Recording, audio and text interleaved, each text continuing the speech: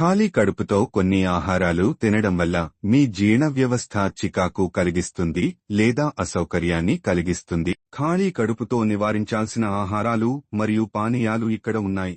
Citrus పండ్లు, నారింజ, నిమ్మకాయలు, ద్రాక్ష పండ్లు అధిక ఆమ్లత్వం కడుపు పొరను చికాకు పెడుతుంది మరియు ఆమ్ల ఉత్పత్తిని పెంచుతుంది. కాఫీ లేదా కెఫిన్ కలిగిన పానీయాలు ఆహారం లేకుండా కడుపు ఆమ్లాన్ని పెంచుతుంది మరియు గుండెల్లో మంట లేదా జీర్ణ అసౌకర్యాన్ని కలిగిస్తుంది. తీపి లేదా చక్కెర కలిగిన ఆహారాలు రక్తంలో చక్కెర స్థాయిలలో అకస్మాత్తుగా పెరుగుదలకు కారణమవుతుంది.